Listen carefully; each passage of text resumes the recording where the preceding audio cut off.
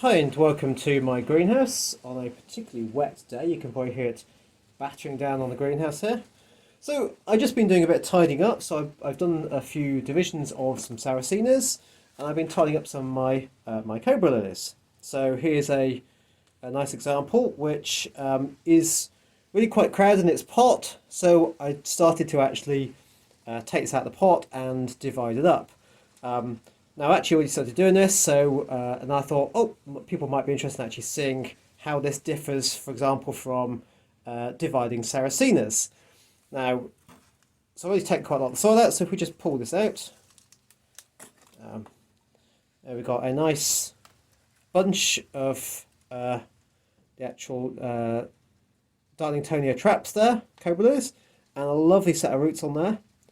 Now, the way that these things differ from Sarracenas is that rather than having a single sort of large rhizome that might divide and sort of bifurcate and do that, Cobra lilies actually divide by stolons. So these, almost like runners here, for want of a better word, are the stolons, and they basically start off in the parent plant, and they sort of shoot out, and they'll either be underneath the surface or they might touch the ground at some point, and then they'll start to develop a completely new little plant like that.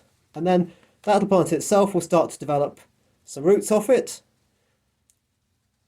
And that's how they propagate. So rather than sort of one big piece of rhizome sort of growing outwards, these things do it by these stolons to actually reproduce. I mean, they still do seed and everything, but this is how they sort of do it vegetatively. So actually, like I say, unlike Sarracenas, they don't tend to vegetatively just do this. Their rhizomes just get bigger, and we take advantage of that by actually cutting the rhizome, whereas these are actually going to effectively vegetatively propagate by sort of running out, getting away from the main plant, and then sort of rooting themselves down or coming up out the ground, and then you've got another plant out there. So what we can do is we can easily take advantage of this. So you basically carefully dig out the compost. So this one's got a few roots. If it's not got many roots, try and go back as far as you can to where the stolon actually connects to the main plant. So this one is probably back here somewhere. See if I can get this in shot. So I don't know whether you can see that, but this piece of rhizome, or this piece of sort of root, because that's what it is basically, coming down here, is off the main one, and then our little new plant over here is actually a branch off that. So it's actually another root off this sort of branching piece right back here where it connects. So what I'm going to do is, if I just get a pair of clean scissors, what I'm going to do is I'm actually going to snip it where it connects that main piece off rhizome here. There we go. There we've got a lovely little Cobra lily. So now I can pot this back up into some compost, and we've got another little plant. And as you can see there, it's got a nice set of roots on there, and so that should be fine. There's some nice roots coming from the main point where it's rooted down. And I'm going to do that to any other pieces I find in here. So again, you can sort of go around the plant itself, and you can tend to find other places. So this is actually the start. Get my stick out again. This is actually the start of another stolon heading off somewhere. So again, it's coming from back on the main plant, and it's sort of shooting out along here, and it would carry on basically growing out and out and out until it found somewhere to sort of root down and touch down and actually start to make roots. Or you quite often find that the stolon will be around and around in the pot. You'll take the pot out, and you'll suddenly find that there's this big white root that's going round and round and round that hopefully will have sort of roots beyond it or along it. And you can just cut that off, and you can sort of bury it in a tray of compost, and you can then just reproduce the plants that way. I've done that very successfully on a tray that I think I've had in previous videos, where I've literally taken some of the stolons out of the pots. They've not had many roots, if any roots at all. They've not had any sort of actual growth points off them at that point, and you can sort of put them in the compost. You might have to pin them down with, say, maybe a bent piece of wire just to hold them down. Just slightly cover them with compost, and within, a few months, you'll start getting nice little sprouting of new growth from that. And there you go, you've really rapidly got yourself a new plant, much, much quicker than seed. So I'm going to go a bit further with this and see how many other divisions I can make, and I might update you in a moment. Back soon. Okay, so it's stopped raining a bit now, so it's not too noisy, but the sun has come out, so hopefully I managed to screen this a bit so it's not too bright. I've actually taken the decision to actually split the main sort of, I think it might be a rhizome, but the main sort of growth point here, or the great skirt stem here. Now, I haven't know quite a bit about this, but the problem is that if these get too crowded, they can actually be, it can actually be quite bad for them.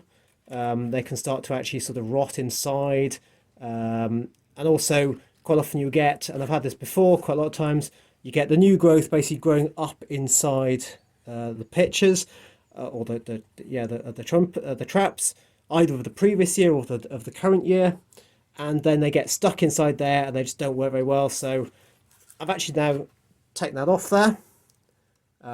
It's got a reasonable number of roots. I would have preferred a few more roots, but it's not too bad. So we'll see how it goes, but I think this is preferable probably to it getting too pot bound. Now what I'm going to do, which is what I tend to do with my Sarracenia cuttings, is I'm actually just going to put a little bit of dusting of flowers of sulphur on that, which is just basically sulphur. It's just very fine powdery sulphur.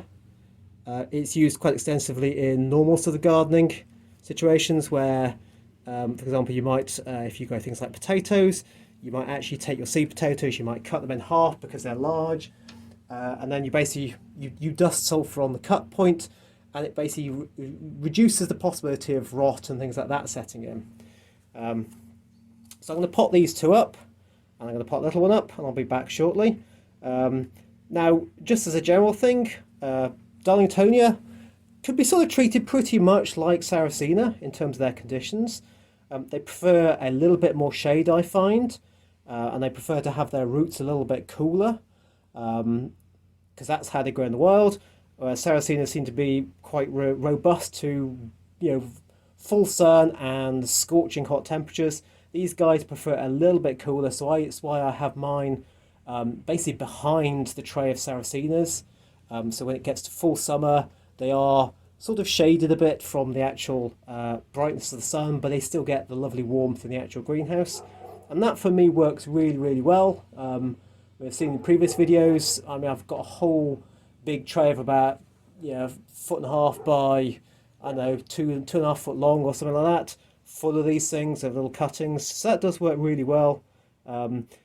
They can be a bit tricky sometimes. I've had, just for no apparently good reason, you suddenly spot what otherwise is a perfectly nice and normal looking trap suddenly starts to wilt. If you spot that, address it really quickly, because it can start going back into the plant. So you want to go back in, find out where along this the sort of the rhizome it is that it's starting to wilt from, and cut it off. Cut that bit of wilting off back, and you'll probably find that it's the actual rhizome is brown at that point. You need to be really brutal about that and get rid of it, and cut back to fresh, new, clean growth, and then you'll probably be able to save the main plant. But otherwise, it tends to just keep tracking back, and it just goes all the way in. I have no idea, and I've never worked out up to now, why this happens. It can happen with plants that have been growing absolutely perfectly. There's no signs of botrytis or anything like that actually visible on the plant or anything like that, but it just suddenly happens. So if anybody actually has any ideas as to why that happens, by all means leave me a comment, because I've always wanted to know. But yeah, so I'm just going to pot these up, and I'll be back shortly. Okay, that's the potting up finished. I didn't think it was any point in showing you that. You just basically pot them up in a similar way you would to a Sarracenia, just gently ease the compost down around the roots. Don't compress it too much. I mean, this compost, I use a 50-50 mix of peat and perlite, so it's a really open, well-draining mix. Now this is the little stolon, so this is the vegetative propagation. This is sort of the main plant, and no, sorry, that was the I think that was the cutting I did, and I think this was the main part of the plant. This one again, you can actually see we've got a couple of little stolons there that are heading off. I've just covered one up to just keep it in contact with the soil, and that should hopefully root at some point. We can take that off later on. So yeah, just pot them up in a similar way you would to a Sarracenia. I tend to use fairly light coloured pots because, again, Cobra lilies, Darlingtonia, like their roots to be a little bit cooler. They come from basically areas where they tend to be sat actually in running water, cool running water. Now for the one that didn't have too many roots, I'm going to probably put it a little bit more shady for now, just so it's got a bit more time to establish before the real heat of the day starts to dry it out and things like that. So I'll put a little bit more shade on it. But there you go. So if you've got stolons, vegetative propagation is really easy. And yeah, I hope that was interesting. If you like this sort of video content, do give me a thumbs up and like the channel and subscribe. And yeah, leave any comments in the section below. Thank you for watching.